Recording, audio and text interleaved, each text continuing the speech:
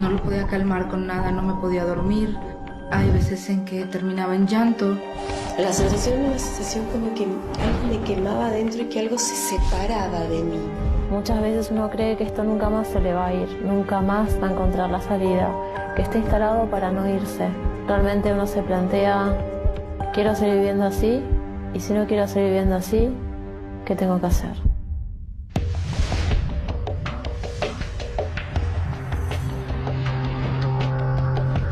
Fobia a la muerte.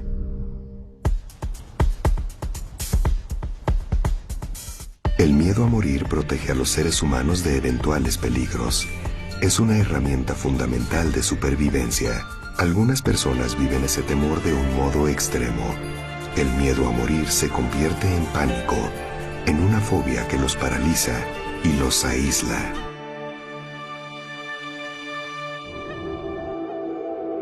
Mi fobia se llama necrofobia, que es un miedo a la muerte, un miedo a que alguien cercano muera o a los mismos cuerpos inertes. Esa es la fobia. Fernanda Sayún es una joven mexicana que durante años sufrió los efectos de una fobia, sin tener idea de lo que le pasaba. Ella creía que era depresiva. Yo tuve una depresión muy fuerte durante varios años. Desde muy pequeña, probablemente antes de la adolescencia, yo empecé a caer en depresiones. Dejaba las escuelas, me cambiaban constantemente porque dejaba de ir con el pretexto de no me gusta, mis compañeros me molestan, no tengo buenas notas, etc. Y me cambiaban de escuela constantemente. Pero yo dejaba de ir y prefería estar dormida o estar en mi casa. Uno de los temores que más preocupaba a Fernanda era que algo le sucediera a sus padres, con quienes vivía. Me costaba trabajo salir a la vida, ¿no? Hacer las cosas. Había veces que faltaba incluso a la escuela, al trabajo, con tal de no salir, con tal de quedarme en mi casa, de verlos, de no dejarlos para que no les vaya a pasar algo. Dejé de hacer mi vida. Yo generé miedo a la muerte, pero no solo miedo a la muerte, sino miedo a la vida. El pensar en el mañana me recordaba que mis papás ya no iban a estar en ese mañana. Entonces yo le puse un freno y no quería llegar a ese mañana. Quería quedarme todo el tiempo en el presente, en donde ellos estuvieran conmigo. La muerte fue parte de la vida de Fernanda desde que era pequeña y generó imágenes y sensaciones difíciles de comprender para una niña. Yo tuve una tía que murió cuando yo tenía 3 años. Yo la fui a ver cuando estaba ya muy grave. Entonces esas imágenes hicieron que en mí se forjara ese miedo a que la gente se podía enfermar, a que los seres queridos se podían enfermar y se podían morir. Mi hermana mayor contaba cómo la habían, creo que es amortajar cuando le ponen los algodones en la cara, en los orificios para que no derramen líquido en los cadáveres cuando ella ya estaba muerta. Mi hermana era adolescente también, pero a ella le impactó, eso yo no lo vi, pero a ella le impactó tanto que lo contaba y lo contaba. Entonces yo fui creando un recuerdo falso, un recuerdo impostado. Entonces yo siempre veía a la tía ahí postrada con los algodones y pues era muy impactante para mí ese momento.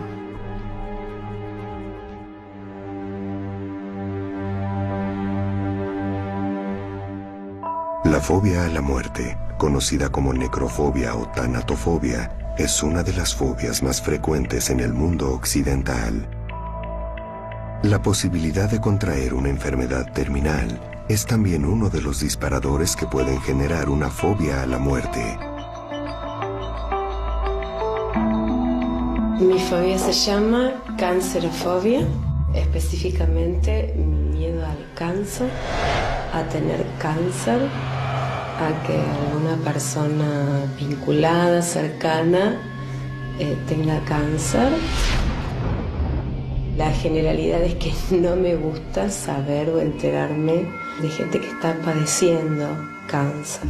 Gabriela Chuliver es una maestra argentina que vive en Jáuregui, un pueblo de 6.000 habitantes en la provincia de Buenos Aires. Para ella el cáncer es muerte y es como enfrentarse a la misma muerte. Prefiere morir instantáneamente y no sufrir esa enfermedad. Yo no había más situación que no la asociara con el cáncer. Yo veía a alguien con sombrero, con gorro, y ya para mí era sinónimo de quimioterapia. Entonces lo que hacía era taparme, no quería ver, esquivaba, me angustiaba, empezaba esta situación de angustia, de sudoración, de no querer, no, ¿por qué tengo que ver esto yo? ¿Qué hice para ver esto? Y las ambulancias también me generaban otra vez toda esta situación de angustia. El hecho de que otra persona estuviese vestida de médico, de enfermero, ya me generaba toda esta situación de taquicardia, sudoración, no querer estar, como si fuera algo, qué mala suerte que tengo, ¿por qué me tengo que cruzar con esta persona que está vestida así? Porque para mí todos tenían cáncer. Realmente la pasaba mal, pero muy mal. O sea, ella tenía que hacerse estudios para empezar un tratamiento. Y ella no soportaba el momento de esperar el día del estudio. Eran 3 días de miedo, de incertidumbre, de decir, ¿qué va a pasar? ¿Qué me van a decir? ¿Qué tengo? ¿Qué no tengo?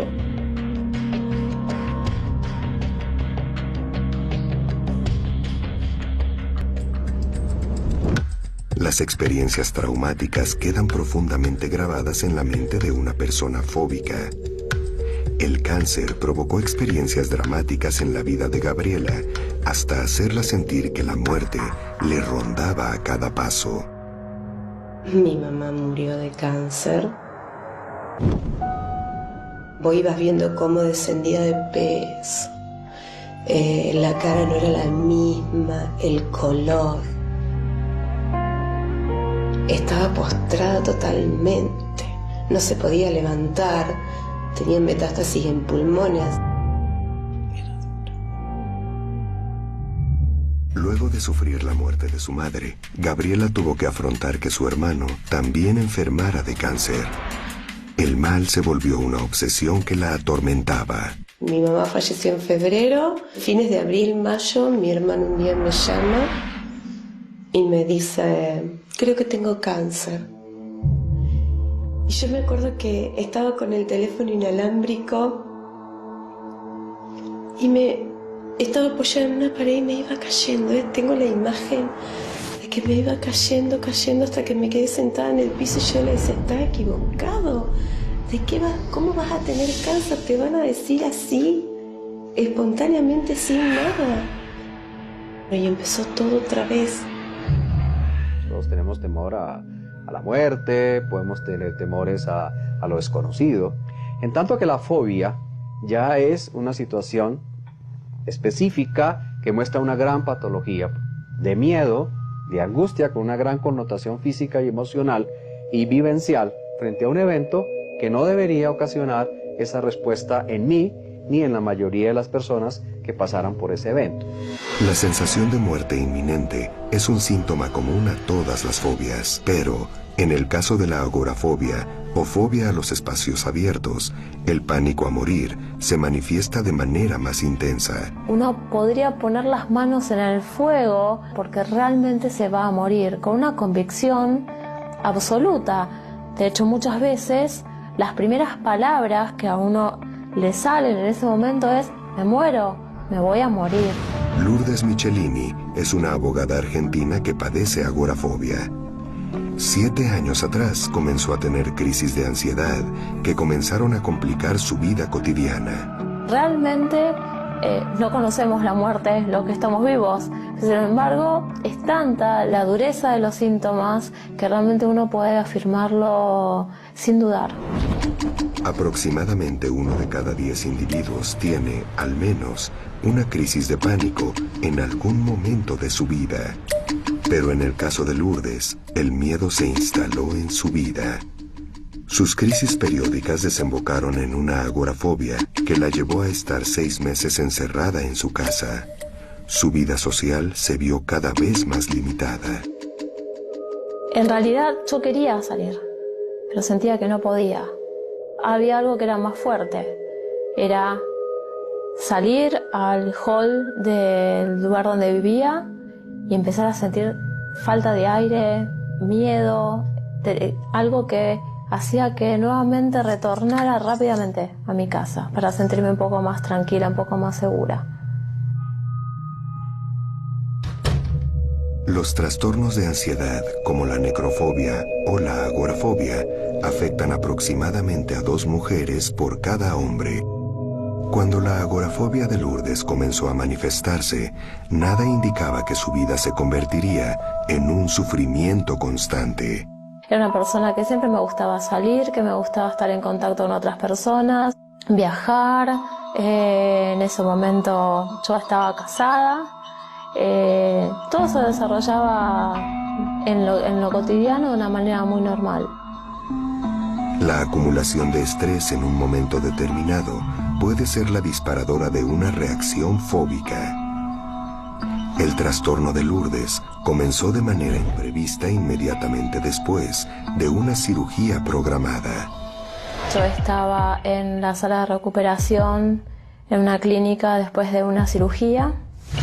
Recuerdo que empecé a sentirme mal, primero sin poder determinar bien qué era lo que me empezaba a pasar. Falta de aire, una desesperación bastante grande, un calor que me recorría de la punta de los pies a la cabeza como si fuera una oleada.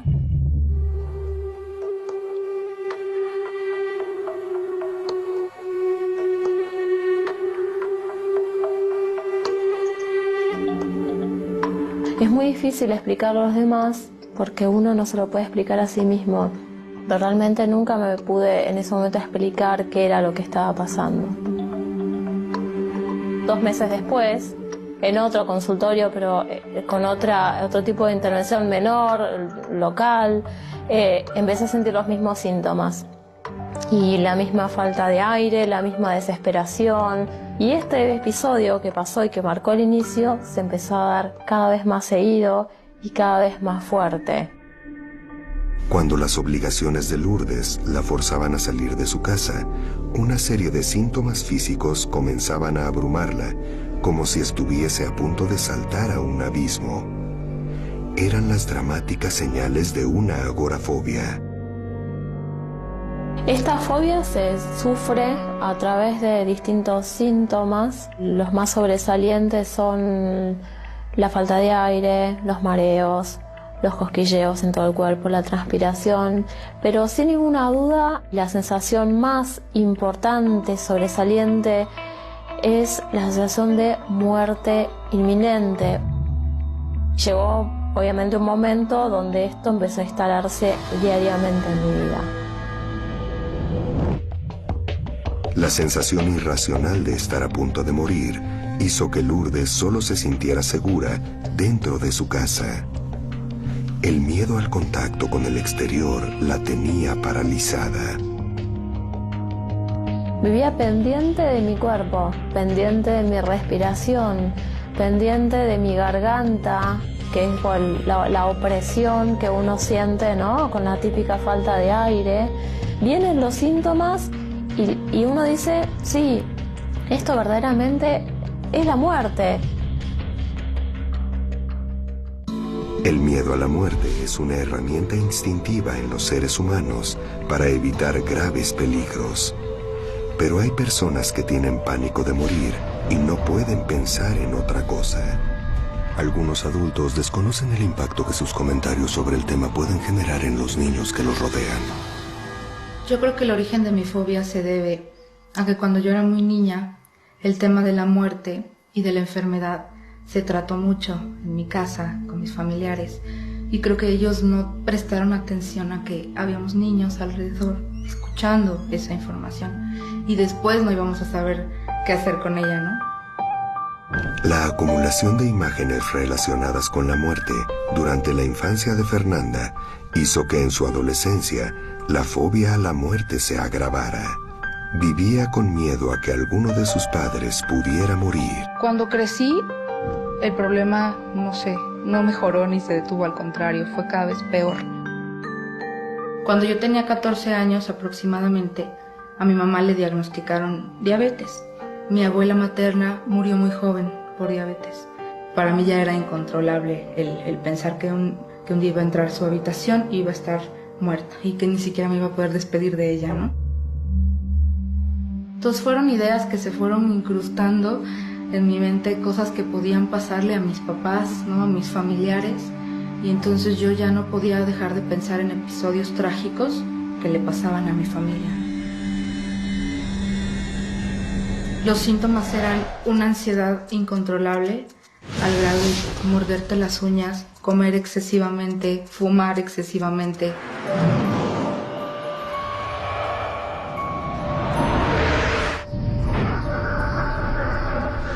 Sudoración, las palpitaciones, la respiración a veces incontrolable. En mi caso también era un hueco en el estómago o en el pecho constante. Todo el tiempo estaba ahí. ¿Cómo se desarrolla una fobia? En su mayor parte han tenido como antecedente una exposición traumática, una vivencia de mucha angustia, aunque en realidad muchas personas adultas no identifican cuál fue el inicio de la fobia. Muchas personas dicen, bueno, yo la he tenido a lo largo de toda la vida, y no identifican cuál fue el desencadenante. Para algunas personas fóbicas es casi imposible saber que sus síntomas se deben a una fobia sin ayuda profesional y pueden llegar a convivir con síntomas traumáticos cada vez más frecuentes. La enfermedad de su hermano hizo que Gabriela se obsesionara cada vez más con la idea de la muerte y empeorara su fobia al cáncer. Él no necesitó quimio ni necesitó irradiarse porque su tumor estaba encapsulado. Así que todo se limitaba a los controles y siempre lo pude acompañar, pero cuando fueron transcurriendo los años yo me empecé a alejar porque yo no podía estar con él. Y en el último tiempo ni siquiera quería saber cuándo le tocaban los controles. Solo esperaba a que se hicieran los estudios, nada más. Alguien que no lo vivió no sabe cómo explicar ese miedo, esa terror, diría yo, no miedo. Terror a enfrentarse a ese momento. Es diferente al miedo que tienen las otras personas que no tienen fobias. Es totalmente diferente. Es algo patológico, este miedo. En cada situación, el peligro inminente y la muerte. La cancerofobia sometía a Gabriela a un miedo reiterativo a tener una enfermedad oncológica. Cuando se desataban sus crisis, los síntomas eran cada vez más intensos. Evidentemente la reacción mía era rara. Era taparme los ojos, empezar con esta sensación de sudoración, de miedo, de no querer escuchar y de angustia. Sentía que me ahogaba, que no podía respirar, palpitaciones, sudoración en las manos. La sensación era una sensación como que algo me quemaba adentro y que algo se separaba de mí. Como que algo se desprendía de mí. Las reacciones que Gabriela experimentaba eran tan inexplicables para ella que le provocaban vergüenza y la impulsaban a ocultarlas. Yo no quería que nadie me viera.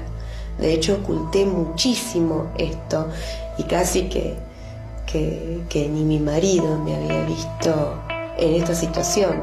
Me di cuenta de que no le creía y al no creerle me di cuenta de que no participé y que tal vez también fui un punto más o un síntoma más de su enfermedad. Es como que yo también a veces le agregaba cosas a su enfermedad.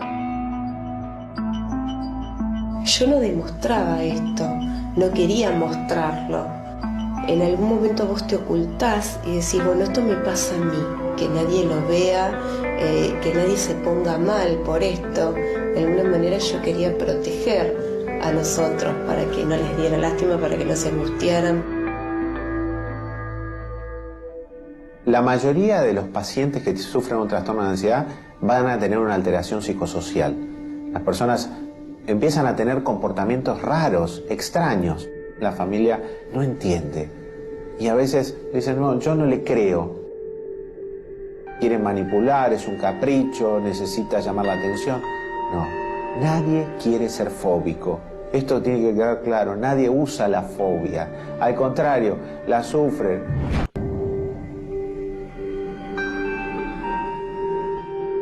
Fernanda padeció su fobia a la muerte en soledad durante toda su infancia y adolescencia. Terribles imágenes la acosaban y nunca pudo compartirlo con su familia. Yo nunca lo externé. Hasta la fecha ellos no saben.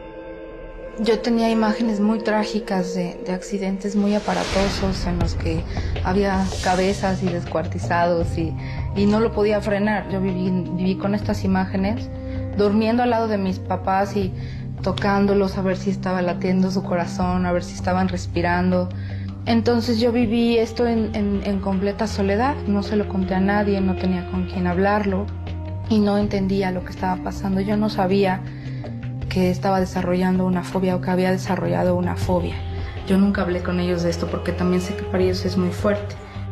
Mi mamá es muy aprensiva, es muy sensible, es muy sobreprotectora. Entonces le puede causar una impresión muy grande saber que yo viví todo este proceso, ¿no? Todo niño sigue en general un aprendizaje imitativo. Además de los factores genéticos, la familia puede influir sobre todo los allegados, y en particular los padres, con los modelos de crianza que ofrecen. Mi mamá era miedosa, muy miedosa, pero creo que no era tan específico como lo mío. Ella siempre estaba muy preocupada si nos enfermábamos, aunque trataba de disimularlo, pero yo me daba cuenta que era una mamá miedosa. Mira, si hago una asociación, mi mamá tampoco la decía. Mi mamá decía, tiene mala enfermedad. Entonces mi hermano siempre le respondía, mamá, ¿qué enfermedad es buena? Son todas malas las enfermedades, pero para ella era la mala enfermedad. La infancia de Gabriela estuvo plagada de miedos que para ella se volvieron una tortura permanente.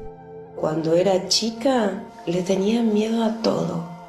A sacarme una foto, primero era sacarme una foto. Lloraba porque veía la cámara y era sacarme una foto.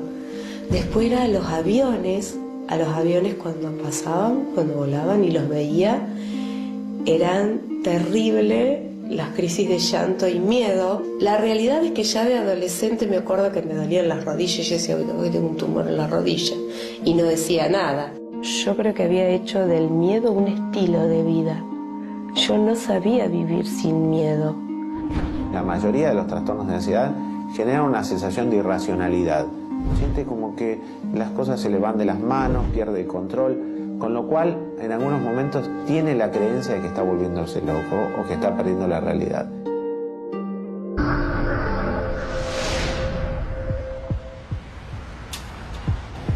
Durante los años en los que Lourdes luchó contra la agorafobia, un miedo extremo dominaba cada una de sus decisiones. La primera vez que tomé conciencia de que esto realmente era algo grave, que esto era parte de mi cotidianeidad, era cuando realmente sentí que no podía salir de mi casa. De solo pensarlo me daba una desesperación tremenda. No podía prácticamente trabajar, hacía solamente lo que podía, los días que podía, con una gran dificultad. Trataba siempre de estar acompañada, nunca lo podía hacer sola, no podía moverme sola a ninguna parte y no podía despegarme y en todo momento del miedo a que alguna crisis de pánico se instalara en ese momento. Y la agorafobia consiste en este miedo tan intenso de estar en espacios abiertos, en lugares en donde hay muchas otras personas, que le da mucha angustia. Una agorafobia moderada inhibe a quien la sufre para hacer algunos movimientos. Una agorafobia es total cuando la persona lleva meses sin poder salir de su casa. A raíz de la angustia que le provocaba el contacto con el mundo exterior, Lourdes bajó 10 kilos de su peso. Cada día se le hacía más difícil cumplir con sus obligaciones laborales y sociales. Perdí amistades, perdí momentos felices, perdí disfrutar mi vida, perdí Un montón de momentos, un montón de situaciones que realmente hoy las lamento mucho. Los 6 meses que Lourdes vivió sin contacto con el exterior provocaron en ella angustia y la sensación de estar ante un camino sin salida. Es tan fuerte lo que se siente, es tan fuerte, tan desesperanzador ver que los días pasan y uno sigue estando en el mismo lugar. Es decir, cuando realmente no tiene un tratamiento adecuado, que uno lo saque adelante y va tal vez buscando profesional tras profesional, realmente es demoledor. Yo solía decir, ya no tengo vida. Sentía que sobrevivía como podía cada día, desde la mañana hasta que me quedaba dormida. Yo recuerdo cuando me despertaba, lo primero que pensaba era, ¿qué me va a pasar? ¿Cómo va a ser mi día hoy? Abrumada por la angustia, Lourdes llegó a pensar en una solución trágica y definitiva para su fobia. Muchas veces uno cree que esto nunca más se le va a ir, nunca más va a encontrar la salida, que está instalado para no irse. Y realmente uno se plantea, ¿quiero seguir viviendo así? Y si no quiero seguir viviendo así, ¿qué tengo que hacer? Para una persona fóbica, la vida se vuelve frágil y la muerte, muchas veces, una presencia constante. A pesar de soportar un dolor emocional tan intenso, menos del 30% de los fóbicos encara algún tipo de tratamiento. Respira profundo. Fernanda acudió a una terapia alternativa con la esperanza de superar su fobia a la muerte. Te voy a pedir que cierres tus ojos y que con tu intención te traslades al momento, enfrentando la situación. El tratamiento que se llevó a cabo fue a partir de la técnica de EFT, que es limpieza emocional, en donde a partir de vivir o de revivir la fobia, ¿sí?, instalado en su inconsciente y en su memoria corporal, fuimos retrocediendo en el tiempo para ver en qué edad se había instalado esta fobia. ¿En qué parte de tu cuerpo sientes esta sensación? En la espalda. El EFT es algo que no está definido desde el punto de vista científico, es una técnica que se utiliza en algunos lugares, pero no lo utilizamos porque todavía consideramos que no está definido ni hemos tenido casos de prueba para poderlo utilizar. A la semana de empezar la terapia, yo tengo una crisis y le llamo y le cuento mis síntomas y le digo lo que está pasando. Y ella me pregunta, ¿qué sucedió? Y yo le contesto que mi papá se enferma, que a mi papá le dio gripe. Ya van 3 veces en el año que se enferma y no se ha ido a hacer estudios y a lo mejor tiene cáncer de pulmón y a lo mejor tiene enfisema porque no es normal que le dé tanta tos y que no lo puedan controlar con nada y las fiebres. Y entonces me dijo que me tranquilizara. Lo trabajamos y fue cuando descubrimos que se trataba de esta fobia, ¿no? de este miedo excesivo a que de una gripe fuera la muerte para mis papás. A partir de que ella se enfrentó a la situación que le generó la fobia cuando era niña, se instalaron dentro de ella, en su cuerpo, en su mente, en sus emociones, un sistema de creencias equivocado. Lo que hicimos fue reprogramar este sistema de creencias y empieza a darte seguridad, tranquilidad, armonía, entereza, y empiezas a recuperar tu poder personal. El EFT es una técnica de limpieza emocional que se trata de tocar ciertos meridianos que tienen que ver en dónde se instalan los recuerdos traumáticos en cualquier persona alrededor del cuerpo. Y a partir de varios lugares específicos que son claves, empezamos a limpiar esos recuerdos. Según un estudio, la terapia alternativa de EFT o técnicas de liberación emocional tuvo resultados equivalentes a los de un placebo, y su eficacia en algunos casos se puede atribuir a los elementos que comparte con las terapias de distracción o sensibilidad sistemática. Ya no está esa necesidad y esa ansiedad de saber todo el tiempo de ellos. Exacto. Ya no vienen temores recurrentes. Sí. Ya estás más tranquila. Sí. En el caso de Lourdes, recién pudo dar con el tratamiento adecuado para su agorafobia, luego de muchos intentos fallidos. Llegó a estar 6 meses encerrada, sin poder salir de su casa, acosada por una sensación de muerte inminente. Uno siempre cree que esa puede ser la última vez. Y en esa vez, sí, realmente la muerte puede sobrevenir. ¿Y quién en ese momento... ¿Quién me va a sacar de esto? ¿Quién me va a auxiliar de esto? ¿Quién lo puede parar? Hay una parte de este trastorno que realmente es incomprensible. Hasta el día de hoy yo realmente no lo puedo explicar. Y es no poder extraer de un episodio la suficiente tranquilidad y el dominio una vez que pasó. Y realmente esa muerte no sucedió. Es decir, aquello tan temido no pasó. El entorno de un fóbico muchas veces es hostil e incomprensivo con lo que esa persona sufre. La agorafobia que padecía Lourdes, además de su propio encierro, le generó una separación muy dolorosa. No siempre las personas que están al lado nuestro entienden de qué se trata este trastorno, que es válido, porque ni siquiera nosotros lo podemos explicar. Y eso da pie a muchas reacciones. En mi caso fue de incomprensión y terminó con el abandono físico del hogar por parte de mi marido. Así que yo me encontré enferma y sola. A lo largo de los 7 años en los que sufrió de agorafobia, Lourdes se sometió a diversos tratamientos, pero ninguno podía aliviar su padecimiento. Cambié varias veces de profesional, tanto de médicos clínicos como terapias psicológicas que podríamos denominar comunes, que me iban recomendando. Es decir, anduve bastantes caminos, pero sin que ninguno de ellos me diera realmente la salida a lo que me estaba pasando. En mi caso particular, yo tenía las ganas de curarme, las ganas de volver a recobrar mi vida. Yo decía, quiero mi vida anterior. Lourdes llegó a confundir los síntomas de sus ataques de pánico con una enfermedad cardiológica y buscó ayuda médica sin ningún resultado.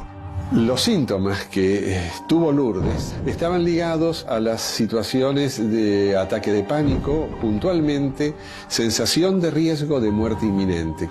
Y claro, este signo llevaría a cualquier ser vivo que siente la posibilidad de perder su vida a un estado de angustia, como que comprime y casi no deja respirar, con lo cual también aparece la sensación de falta de aire.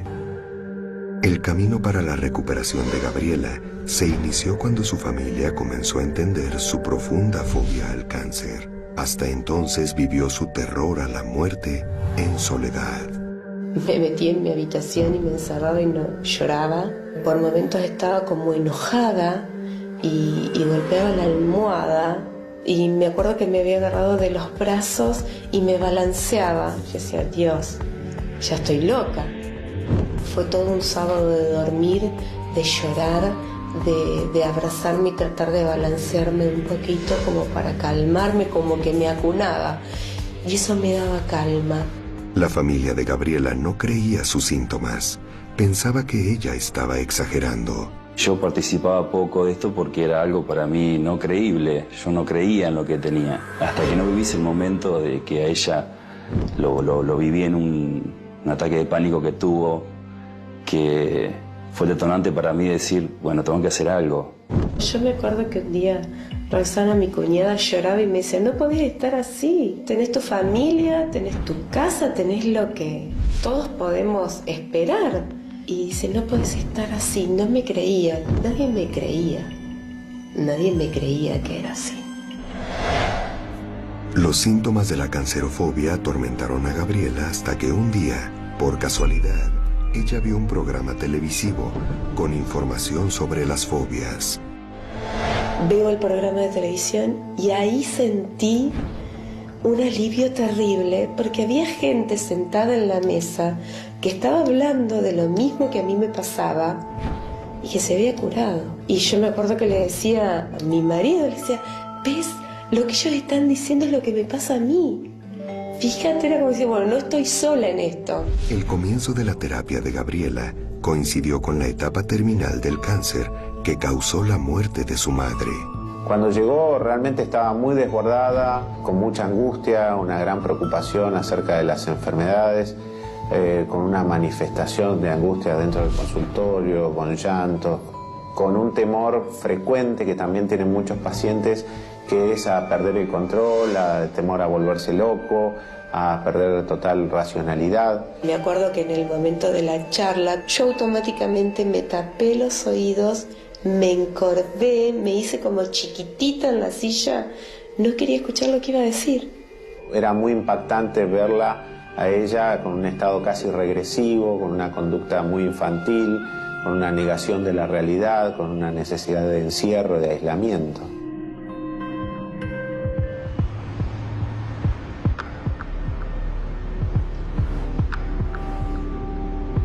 Superar una fobia puede ser un proceso largo y doloroso. 1 de cada 4 personas abandona su tratamiento antes de alcanzar una mejoría. La agorafobia mantenía a Lourdes dentro de su casa. Saturada por diversas terapias sin resultados positivos, inició un tratamiento al que todavía no se había sometido: la hipnosis. Cuando ella llega a vernos ya llevaba muchos años de padecimiento, estaba padeciendo claramente una agorafobia prácticamente total, donde realmente no podía disponer de su libertad como para poder salir. Él tuvo que saber bien qué era lo que me pasaba, a qué yo le tenía miedo, a dónde estaban mis dificultades.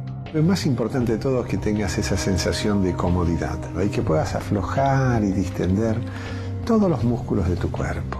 Nosotros, y en el caso de Lourdes puntualmente, usamos la hipnosis terapéutica, la hipnosis clínica cognitiva, eminentemente como si fuese una realidad virtual, ayudándola y comprometiéndola en la labor de mejoría, de evolución y de cambio. Una forma de presentar las cosas de manera tal que el paciente quiera utilizar y optimizar sus propios recursos en su propio beneficio y en un camino hacia la mejoría. También tu mente se puede distender. Es así, también tu mente se puede distender. Ya hoy no es más la hipnosis aquella hipnosis de alguna manera del año 1900, que era una terapéutica de tipo sugestivo, impositivo, duérmete y olvídate de las cosas. No, hoy es eminentemente una forma de comunicación entre 2 o más personas. Fue de a poco, fuimos paso a paso, pero a su vez sosteniendo cada paso que fuimos dando. Es muy difícil contarle a los demás, confesarle a los demás, algo me está pasando, es muy duro. Para ayudar a superar los síntomas de una fobia, en especial la sensación de muerte inminente, se utilizan distintas clases de tratamientos, tales como la terapia cognitiva individual o en grupo, u otros más novedosos, como la liberación emocional o la realidad virtual. Fernanda cree haber superado su fobia a la muerte con una terapia alternativa. Ya no vive obsesionada con su propia muerte o la de sus seres queridos.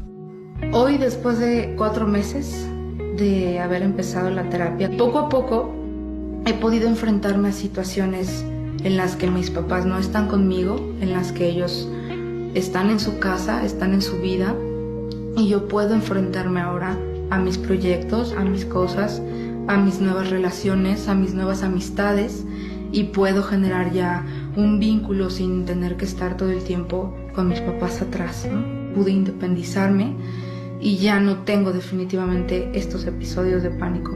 Simplemente desaparecieron.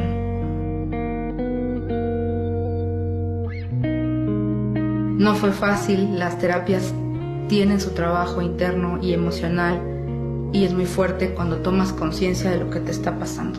No solo de ese miedo, sino de todos los que hay alrededor. La terapia iniciada por Gabriela la llevó a recuperarse y a poder controlar parcialmente sus reacciones fóbicas.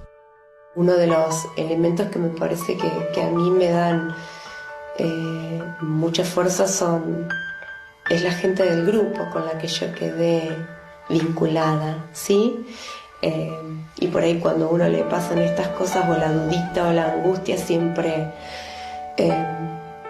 bueno, vamos, no, hay que tener fe, va a salir todo bien. Ahora es una persona que vos la ves y es normal. Es una persona, si bien nunca dejó de ser normal, pero bueno, es una persona que estaba limitada por miedos, y ahora es como que pudo volver a trabajar, pudo volver a hacer sus cosas, volver a independizar del resto. Y es una persona que actúa donde tiene que actuar. Es una persona que si surge una enfermedad con mi hijo o conmigo o algo, actúa normal. En general, todos los tratamientos que trabajan sobre las fobias, nosotros decimos que rehabilitan. La cura es bastante difícil de pronunciar en un trastorno mental, pero es cierto que las personas vuelven a tener una adaptación al medio. Cuando Gabriela comenzó con sus terapias de grupo, llevaba un largo periodo sin siquiera poder decir la palabra cáncer. En el último tiempo, 6 años más o menos, que me daba cuenta que ya no podía decir la palabra. Yo no podía ver el horóscopo, que estaba el signo de cáncer, no podía casi ni tocar la revista en el último periodo.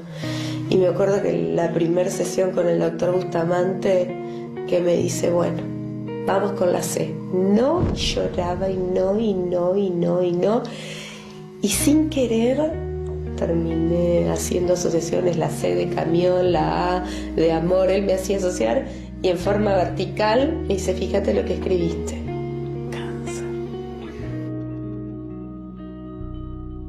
Luego de 2 meses con sesiones de hipnosis, de a poco, Lourdes fue recuperando su posibilidad de integrarse a la vida social.